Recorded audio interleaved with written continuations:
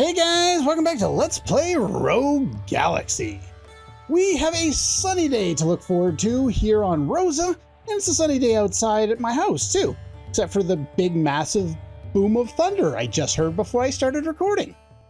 So let's hope we can actually record this episode without losing power.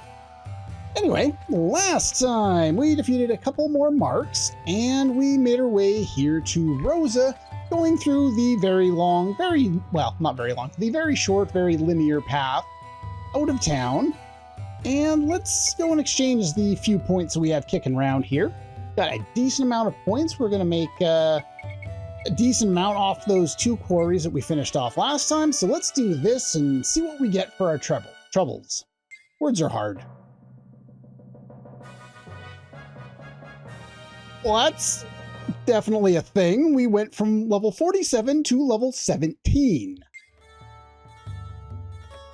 I say level, but you know, rank, level. Well, that means I get 3 more of those treasure chests. The most important thing out of getting them is not, well, the items will be useful in order, you know, in terms of my whole routing of all the equipment, but it's getting additional hunter's coins. Yes, vulture, more hunter's coins, perfect elixirs. Very nice. If you're not this far along when it comes to the hunter stuff, don't worry too much about it. These are the ones we've completed so far. Like I said, if you were not powerful enough, that's not the one, the cave bandit, then don't worry about it. One, you can cheese it by going through the stairs, as I was showing before. But if you decided not to do it now and you want to do it later, you're very welcome to do that. I'm just going to work on the new things that I have. As you can see at this point, you know, like we'll get up to, you know, rank 14 pretty easily. And then it starts getting difficult.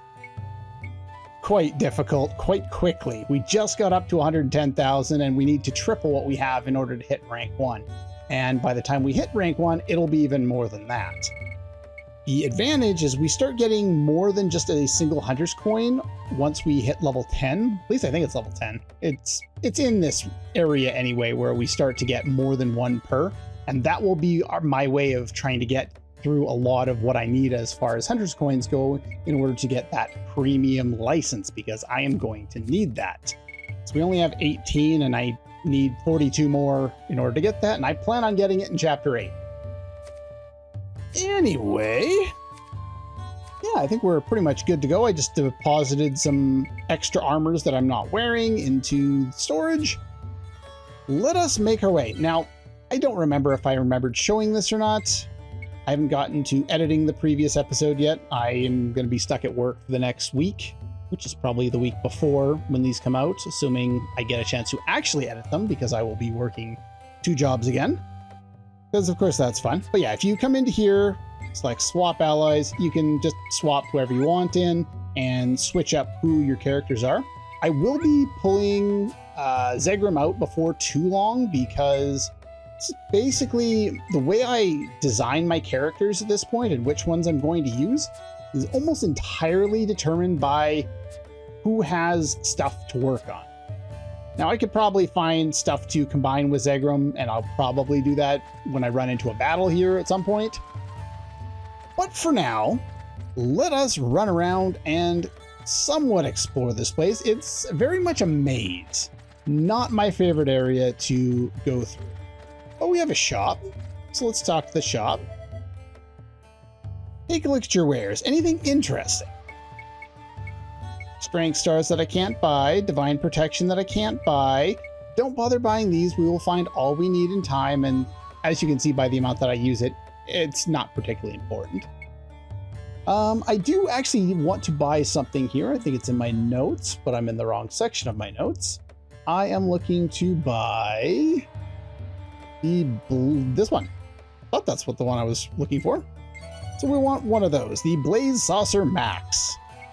Now, on the note of the Ancient Scroll, in between episodes, or well, before I started recording today, is I was going through trying to figure out, you know, all that I'm going to need for the factory and where I'm going to get certain items. And in my test run, the blueprints, I wasn't able to get them all. I had missed like the way that it works is you can actually get part of the blueprint, and that's enough as long as you know what the correct answer already is, like which items you need, because you have a walkthrough. And so I was able to just kind of wing it and get through there. Are you guys still alive? I guess I probably should have equipped the new gun I got. Take a look at that while we're at it. The Chaos Vulture, level 31 requirement. It's not quite as powerful, but it's there. We might as well work on it. Oh, I just realized I'm level 40. Huh. I guess it's time to break the game. You don't have to break the game now, but you can if you want to. Did I get enough for Zegram's weapon to level up? One more battle and then we break the game. I don't have the stuff sitting around there. But anyway, when I was looking for resources in order to make sure that I was getting everything, let's grab this treasure chest here. I ran into one of those websites that kind of goes over how to get all the trophies.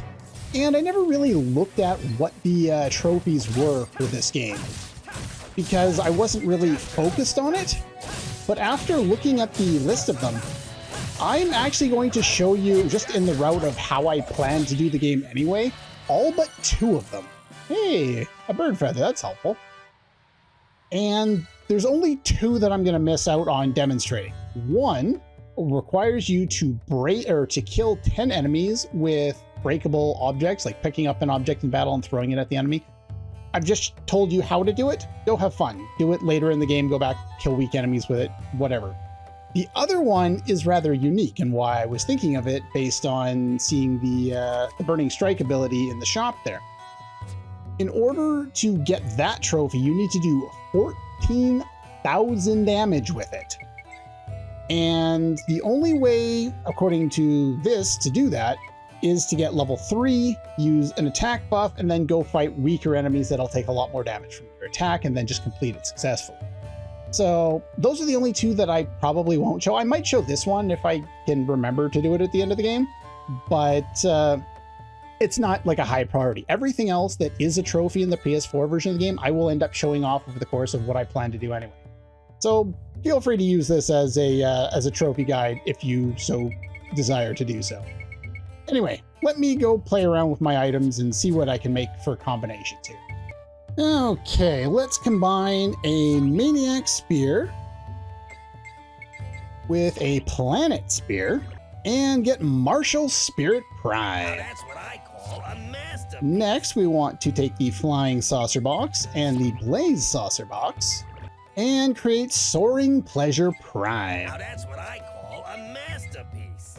Next, we want to take an Ultraviolet Saber and a Divine Serpent and create the Sword of Purgatory. This is a level 39 requirement. I don't even know if he can use that. I think he's already using it, so he must be able to. And last but not least, there are 4 stages to each of the 7-star swords. In order to do the last combination, in this case, I'm going to combine the Desert Seeker 3 with the Blizzard Edge. Now, if you're not level 40 yet, you obviously won't be able to do this, and it kind of breaks things. We had an attack power with the previous version of about 177. And for the final form of Desert Seeker, we get Earth Shaker, level 40 requirement.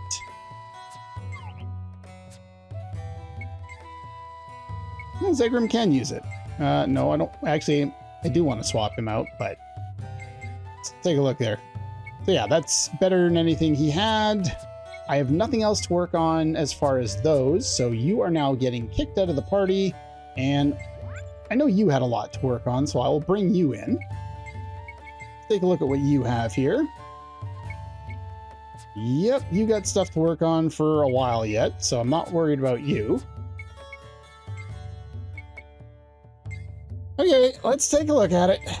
Yeah, it kind of breaks the game. Hi. You'll also notice that all of the elemental affinities are really high on this weapon, and that's because I had already built them up. The Desert Seeker number 3 was already mastered. I had maxed out everything on it. And so, yeah, it's extremely powerful. It kind of breaks the game. I will be unequipping it for boss fights probably until the next area, just to give, or at least the, you know, the fair version of the boss fight. The unfair version of the boss fight, oh yeah, we're gonna annihilate stuff. But until probably sometime in the next chapter, when I think some of you might get this. Depends on how much battling you're doing. You might already have it by now. I think in one of the walkthroughs, it was showing us getting it at chapter 6, which is a little early. But I only managed to get this because I had to do so many battles at the end of the previous battle there. So anyway, we have Simon in the party, which is nice. All right, where am I here? Let's try and not get lost. Too late, I'm already lost. Where am I going again? Let's talk to this. Is this going to help? This does not help. Now, kind of the problem with the map for this area is it doesn't properly explain things. Look at my damage, by the way. My normal attack damage is stupid. It's basically like having all your attack buffs at the start of the fight without having to do any. It's really nice. This, an evil creature banished from the ancient court to smite its pitch black soul. Hold to the sky a staff made of divine crystal. We don't have this, and we will not get it until I believe it's chapter 11. So yeah, we're not going to be doing that yet. This is the weird one where it doesn't make sense that the game gives you access to... Got to get that treasure chest already. I'll get this one first. The game gives you access to the area that you need in order to get it, but it does not give you access to the item. And by the time you get the item, the enemy's already weak. I was trying to jump, but that's fine. Can I get up here, please? Now, you thought that the sad state of my party members' AI before was bad. At this point, they are distractions, and not much more. Now, that item that we just got out of the treasure chest, before this one, I need those, that's good, is the Nebulon Egg. And the Nebulon Egg is an item that we are going to need a whole bunch of them. So, I don't think it matters which one you're on, but as long as you're working on something. Put some of these things away. I'll leave those down there because those are my next combinations. I need to use a heal potion. There we go. Nebulon Egg. Revelation. Who needs the egg? Most people will end up needing the egg. I just need to find someone off the top of my head who has it. And I'm failing miserably. Oh, there it is. I found it. We already need 9 of these. These are never sold in shops. We need 17 of them. This game's kind of a dick at times. I get this uber powerful weapon. I'm now able to, beat up some people really, really effectively. And what does the game do? It says, yeah, by the way, you're gonna need to sit there and grind even though you're already pretty powerful. Built during the era of the Star King. Interesting. All right, like I said, this area is very confusing with the way it's laying out. It's very much a kind of a labyrinth. Now, these guys, I think, are slightly different from the regular Misha enemies that we were fighting. At least I think they are. Or no, it was the Shiza enemies we were fighting. The killer ones, these guys have a chance of dropping Skull Necklace, which I need. By the way, those are also not sold. We just found our first one, and we need 10 of those. So, fun times. Anyway, what I'm going to do here is, since there's 5 of these guys, I am going to cheese this boss fight a little bit by throwing a couple spells at it and hoping to get what I want. I'll take 2 of them. Absolutely, I'll take 2 of them. In fact, nobody saw that. Just in case I have crashing issues. Let's get a nice rare drop and then have, you know, the game crash, the computer crash, the power go out. It's a terrible idea. Though having that save state there would kind of screw around with recording things because I would have no footage to go with the fact that I got it. But it is what it is.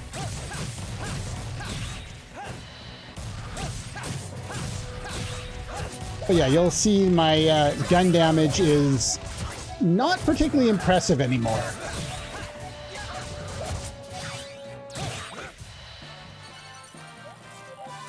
Anyway, you'll notice the amount of money we're getting around here is over 1,000 when before we were getting a couple of hundred. Yeah, you see my money at the top of the screen? 59,000. We've basically hit the end of any of the money issues that we could possibly have. So no longer do we need to worry about money problems. Buy whatever you want, whenever you want. I believe, oh no, that's for Steve. Go.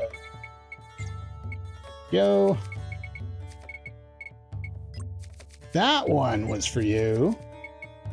And that one was for Jaster. Okay. Now, I'm done looking at that. I need to find out where the bloody hell I am. So yeah, lots of dead ends, lots of me getting turned around, lots of confusion, lots of me, you know, going, okay, we're going on the right way, and then all of a sudden, oh, wait a minute, we're going the wrong way.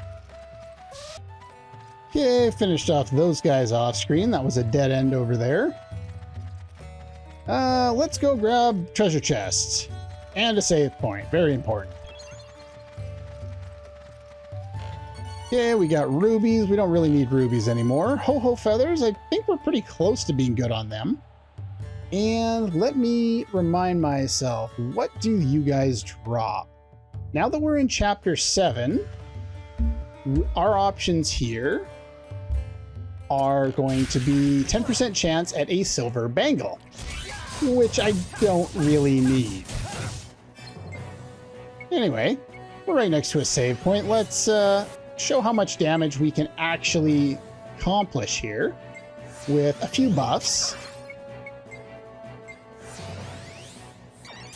and our new power. Yeah, as you might be able to surmise, boss fights are going to go extremely quickly now if we're going to make use of this new sword, which is why I want to demonstrate fights without the sword for the moment. Yeah, there's a 10% drop silver bangles, and I believe I'm already good on them. I think I needed 9, if I remember correctly. Or 8 or 9, and I've already got 9, plus I've already used some. Yeah, I'm more than good enough to go on that. Let me look at my actual map that I need instead of the wrong part of the map. Aw, you wouldn't let me up there. That's not very nice. Hey, we found more people. That's kind of the thing that's been weird all along, you know? Like, we go to town. Oh, by the way, there are new enemies available in town if you go there. There are even more powerful enemies in town. Somehow the people are still alive. Don't ask me how. If you talk to some of the people in town, they will tell you that we shouldn't go in the direction that we're headed because the monsters are too powerful. Yet the entire trek through that entire area, we kept running into people after people after people after people. And then there's people here. If it's so dangerous, why are there people here? I don't get it. Whatever. Video game logic. One of the interesting things that this video game does is it puts enemies in, like, the action, or not enemies, but it puts people in the dungeons, which is a really weird choice. Normally, you don't get a lot of people in there. They send you in there because, well, they can't do anything. All right, what do you say? Draw a map. Thanks for breaking the fourth wall. Luckily, the game gives me a map, so I don't need to draw one. I do need to get turned around a lot, though. We do want to go through here. So this is with Steve. Now, here's an interesting element. Steve is no longer in our party. However, we go to the main menu, and we go to Allies, and we go and swap allies. We can put Steve in the party. We can go to Steve and use his ability here. Wait for him to get his thing back. Do it again.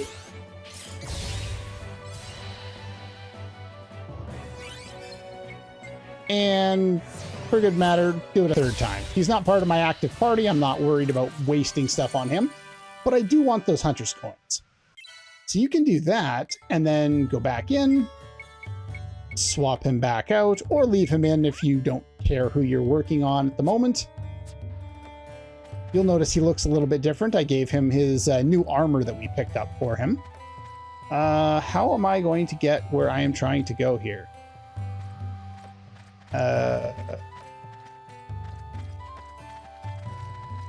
I'm already getting lost here. I think I already came here and thought it was a dead end, but it is not. There is a way out. We got the killer guys here again. So what I'm going to do is, like I was doing the previous time here, I am going to make that save state and hope for some of those skull necklaces. I'll take a lunar ribbon. I need those as well.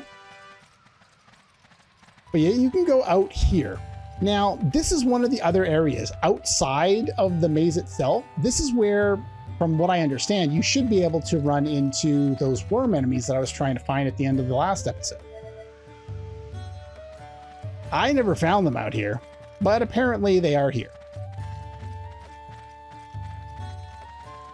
And you'll see here, I'll make this jump and grab another treasure chest containing some coffee beans that I don't need. There are a few treasure chests that are somewhat hidden in this area because of how much of a labyrinth it is. So there's your option there. Go back over here. I don't need to head down and explore every inch of this area. It's big, it's confusing, and I'll probably end up turning into areas I'm not trying to be in a bunch of times. Oh, I guess I should probably turn that back on. Go attack.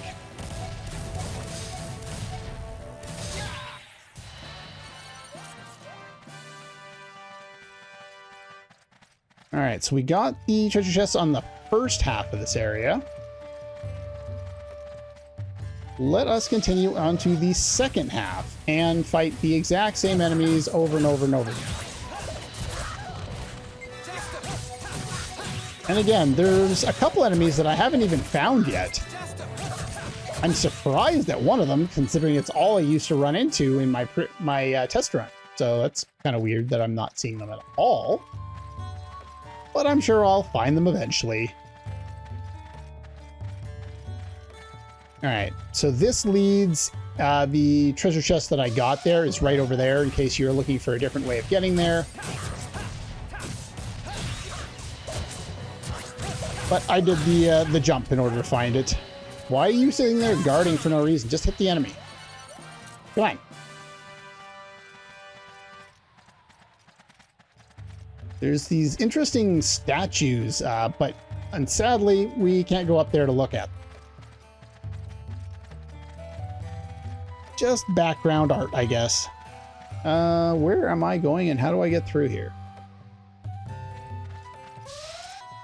Okay, let's see if I can find my way out of here. This part of the game gets, or part of the maze, actually, just is very confusing. There we go. More of the same. Yeah, this is one of the reasons why I don't mind getting kind of a super powerful weapon at this point. You start getting spammed with a lot of the same enemies into a cutscene. Okay, well, I was going to go to my menu and change equipment, but you gave me a cutscene, so that's fine.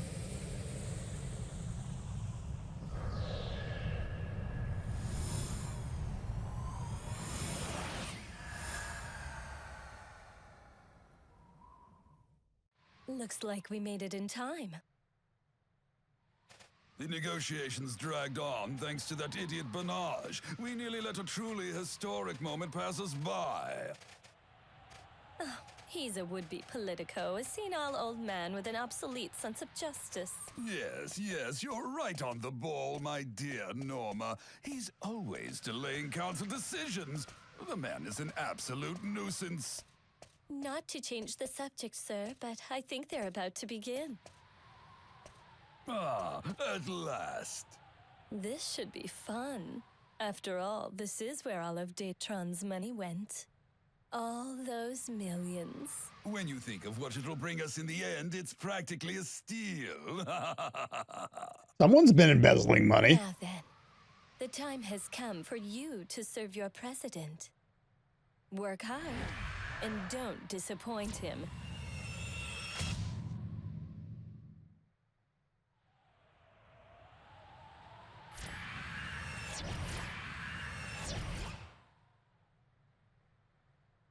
What is up with that mask, anyway? My apologies, sir. Apparently, they still haven't quite finished forming his face yet. Care to take a look?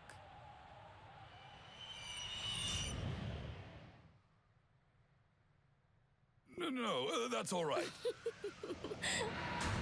We got an anime sweat mark, if you noticed there. You have to look kind of close in order to see it. It kind of blends in with his model. As much as this is an anime art style, it doesn't really lend itself too well to a lot of those, you know, traditional anime tropes with the sweat drops and the sleep bubbles and everything else. But yeah, for some reason during that cutscene, I was drawn, like I heard Norma's name and I dredged in my memory back to Tales of Legendia. Who did Norma the best between the two? I find good things and bad things about both, but I don't really care one way or another. Anyway, I needed to change equipment. Let's go and do that. We're not taking that off, and we're not taking that off. Okay, it was all you then. Let's give you new gear.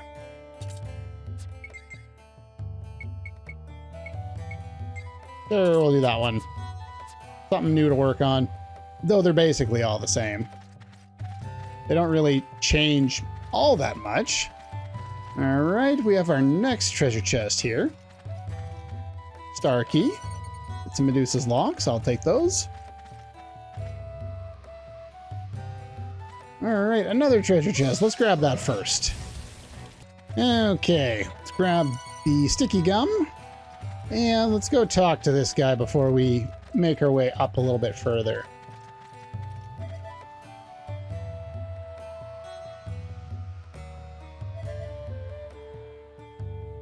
There's always powerful bees. Doesn't seem to matter where I go. All right, so we got one of the treasures here. There should be one more. I am running away from bees at this point. I do not need to fight them. I have already maxed them out a long time ago. No more bees. I'm done with bees. There are still two enemies that I have not encountered, and in my test run, one of them was the only thing I encountered, so I'm not sure why this is. But anyway, I've already finished up with you guys as well. What did they drop? Oh, now I gotta check, because I still do have some items that I need. I'm done with the cursed masks. They have a chance at dropping the skull necklace. Mine as well. Okay. We got ourselves a skull necklace out of it. I'll take it. Hey, we found 3 more people. Surveyors from a company. Well, I don't think they're going to do anything good, that's for sure. Less travelers, yet I seem to see people all the time in here.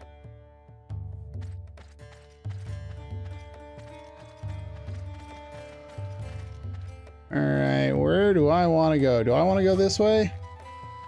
I do want to go this way.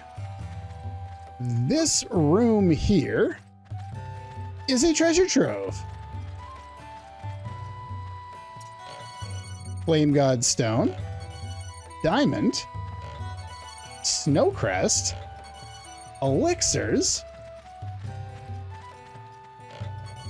Sanchez Fruit. Ancient Scroll 2.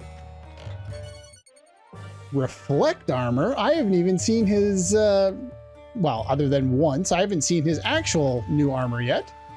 And a Mimic.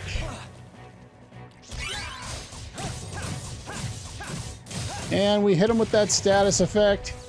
He is basically toast at this point. I guess I'll heal.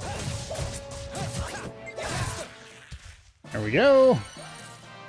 Got me that hunter's coin.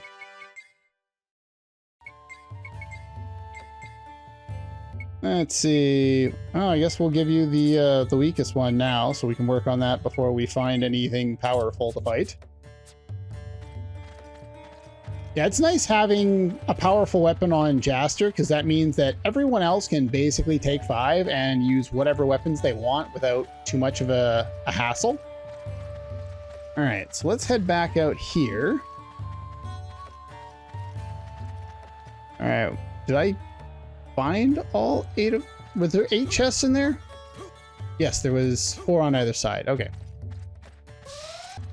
All right, let's see if we can get through the rest of it. One of the problems is, as you can see, we're already off the map. It kind of adds to the confusion of where you're supposed to go, where you can go. It just makes things rather confusing. It even seems like you can go through your own doors at times. Or like there's paths that you shouldn't be able to go through that you can. Alright, what do you say? Well, I guess, maybe. Yeah, we have the outside route here where we should be able to find those worms, but I never do. And more of the same, guys. I'm going to run from you guys. Over here, I should be able to find myself a treasure chest. Right on cue. Babylon's Hatchet. There we go. Now, the game is kind of rude to me, and it hasn't given me one encounter with the 2 enemies I actually wanted to encounter and talk about. So I guess I'm going to do the same thing at the end of this episode as I did at the end of the previous episode. Going to get 2 more treasures. Hit the save point. I meant to save, but I was selecting my notes instead, so I decided I needed to call for help and open up the help page. And let's see if we can find the enemies that I'm looking for here. There's 2 different enemies that should be everywhere, but they don't seem to be this time for some reason. Don't ask me why. So there's the ancient ruins. Yeah, I should be able to find them around here. I'm not sure why I'm not getting them, to be honest. Okay, well, I guess there aren't any encounters around this teleporter, or at least it's extremely rare, and I'm not going to sit here all day trying to find it. Let's go into the flow, and I can kind of talk about it. The next 2 enemies that we haven't encountered yet, the highest chance apparently is 1 teleporter further, but we actually can't get there without continuing the plot, so I guess I don't find these guys. It's such a terrible area because you have to farm every enemy in there, and the ones that do show up every single battle. So tedious. Anyway, let's go over to Lilica. Now, do I have it unlocked? Well, level 2, yeah, we're gonna have to unlock this, I think, because I believe it's down below this. Let's do this.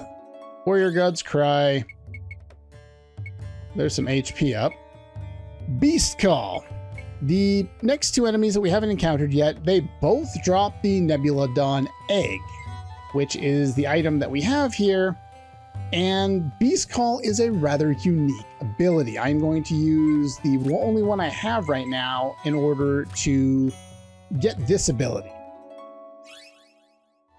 And I might as well do this as well since I have it on hand and I've gotten a decent amount of those lunar ribbons. Anything else that you need right now? Defense up, I'll take it. Not that I really need to be working on Lilica's abilities right now. Defense up, level 2. I'm gonna hold off for the moment.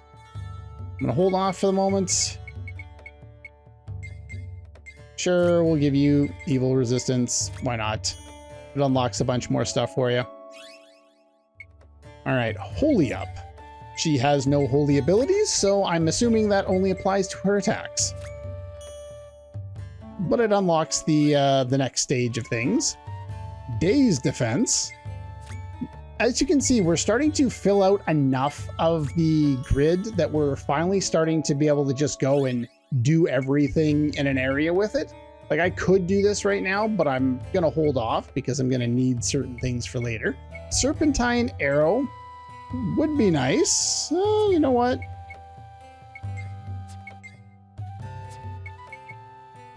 Sure, why not? Not like I really use it all that much, but it's there.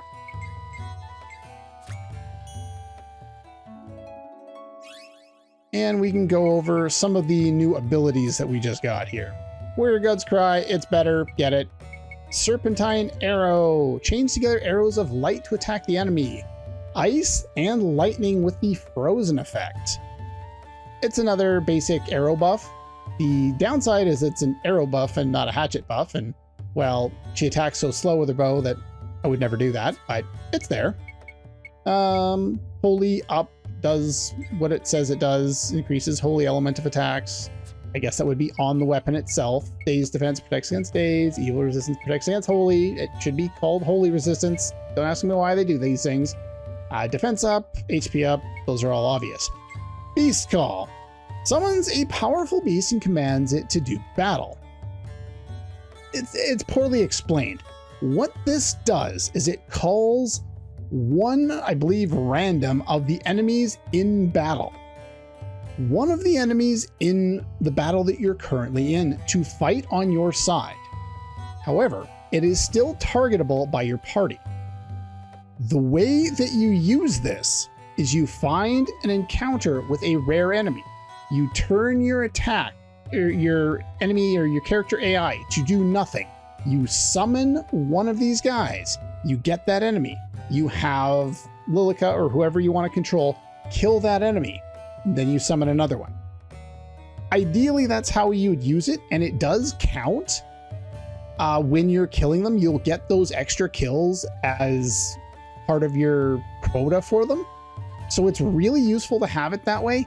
In practice, it fails a lot. So it's not as perfect as you might expect it to be. And since I'm not going to go out and max out everything, I'm not going to use it that much, but I do want to demonstrate it and show how it gets used. The most difficult part about it is the enemy that it duplicates. It doesn't look any different from the enemies. So you don't know which one you're killing unless you happen to see where it spawns. It's kind of difficult. It's not the best implementation, but it is at least there for those of you who want to get every quota on all of the enemies.